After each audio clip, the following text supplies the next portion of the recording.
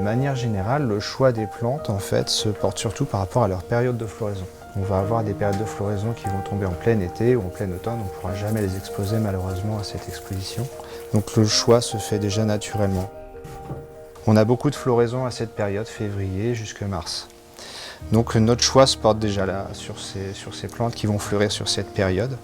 Et puis environ 2 semaines avant, on a des fois des surprises, on a des plantes qui se mettent à fleurir. Floraison inattendue. De manière assez inattendue. Et là, on se dit qu'on va pouvoir la présenter à l'exposition, donc on la prépare en conséquence. Nous, le côté production horticole, ça va être vraiment le fleurissement. Donc on se complète aussi les deux secteurs pour avoir une présentation vraiment complète, d'avoir la partie botanique et la partie horticole. Et donc nous, on va fournir tout ce qui est plantes plutôt décoratives, donc des fleurs, beaucoup de couleurs. Et en même temps, on va agrémenter aussi tout cela de quelques plantes vertes décoratives pour apporter un certain volume. Donc, différentes formes, différentes couleurs. Comme ça va apporter un petit peu de contraste. Là, c'est quand même la 10e année, donc on devient aussi un petit peu habitué. Ouais. D'année en année, on s'améliore. Les erreurs sont formatrices, finalement. On a petites choses à changer pour améliorer. Donc. On a là le rose là, qui va pas tarder à s'ouvrir. C'est très bien, qu'il y ait une floraison un petit peu échelonnée. Je voulais voir avec toi, Arnaud. On aimerait présenter cette orchidée pour l'exposition 1001 orchidées. Et en fait, on aimerait certainement la mettre sur un support. Et comme on en a parlé, je voulais voir si tu avais encore des choses à nous proposer pour la mettre en valeur. Alors tu voudrais qu'elle soit un peu rehaussée Oui. Au départ, on n'utilisait pratiquement que des pots parce qu'on n'avait pas eu le temps de mettre en place de support. L'orchidée, après tout, c'est épiphyte. Est-ce qu'on ne peut pas la mettre sur quelque chose ou de la mettre dans quelque chose? On s'est dit, orchidée, liège, pourquoi pas. Donc là, on traumatisait beaucoup la plante. Là, on ne va plus avoir besoin de dépoter du tout. On fait un trou donc, dans le filet, on a inséré plusieurs pieds comme ça.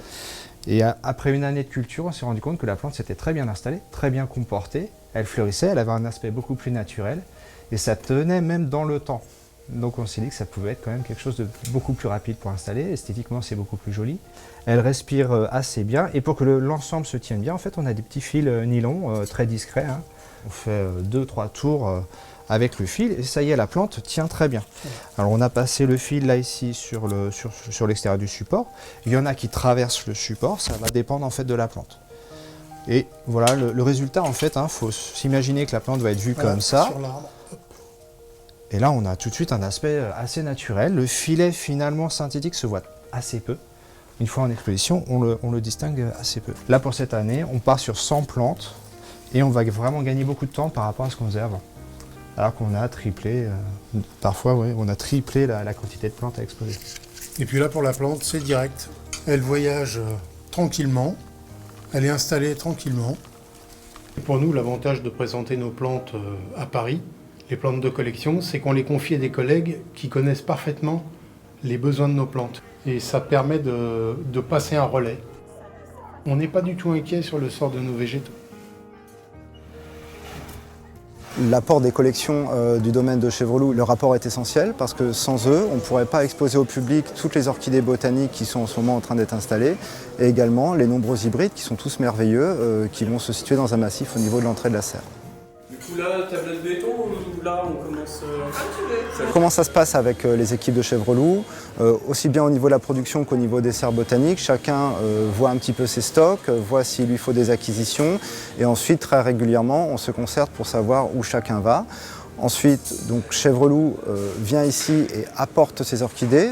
Elles sont stockées dans les serres, ici, et ensuite elles redescendent dans la serre tropicale afin d'être installées définitivement.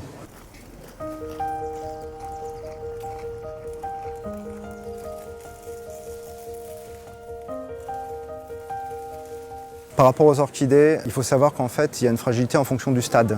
C'est-à-dire que si la plante est en bouton ou si la plante est en fleur, en pleine floraison, elle va réagir différemment. On sait couramment que les boutons d'une plante, souvent, tombent lorsqu'on la déplace, lorsqu'il y a une variation de température, lorsque même il y a une variation de lumière. Donc les orchidées, il est important de les déplacer quand c'est le bon stade et éviter, bien sûr, lors des livraisons et des différents trajets qu'elles ont à faire, de les exposer au froid. Et comme là, on est en plein hiver, on est au mois de février, effectivement, on prend quand même un gros risque à déplacer autant de masses d'orchidées. De mettre un blanc ici, juste dans le trou pour cacher ici. Il faudra trouver un grand blanc. L'exposition 1001 orchidées, c'est une exposition de grande ampleur. On n'a pas seulement des belles mises en scène, qui effectivement elles sont magnifiques, mais sinon on a un message, un contenu aussi à transmettre au public. Et c'est tout ce que nous trouvons à travers notre signalétique.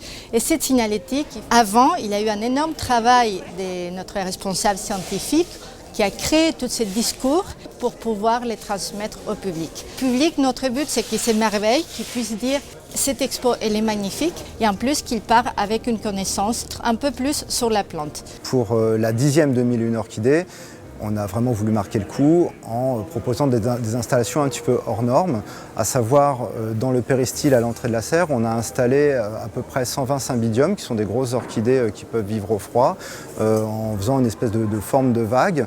Aussi derrière moi, on a installé cette très grande colonne qui mesure 3,70 m de hauteur, sur laquelle on a mis 200 phalaenopsis et puis 200 plantes vertes variées afin de la garnir. Ou encore, on peut parler de l'entrée de la serre, qu'on appelle une entrée pluie d'or, qui a été garnie de 80 oncidiums et d'autres petites plantes vertes. Descends un peu. Vas-y, descends. Regarde, tu vois, 1, 2, 3e corde. Yes, en fait, ta vanda, elle est dans l'autre sens, elle est vers Oui, l'intérieur. c'est ce que je disais, elle est tournée pour qu'ils nous regardent. Ouais, mais du coup, on voit la queue du truc. Tu veux que j'en mette une au bout? Bah oui. Ça serait bien, ouais. On va aller voir. Ouais, je vais réfléchir. Ce qu'on voulait pour les 10 ans de l'exposition, c'était à la fois avoir un projet qui soit vraiment un projet collectif avec l'ensemble des équipes en fait, du MNHN, et aussi une édition qui marque un petit peu les esprits avec un aspect un peu plus grandiose. C'est un superbe projet collectif en tout cas qui a été vraiment extrêmement motivant, et venez tous nombreux fêter les 10 ans de 1001 orchidées.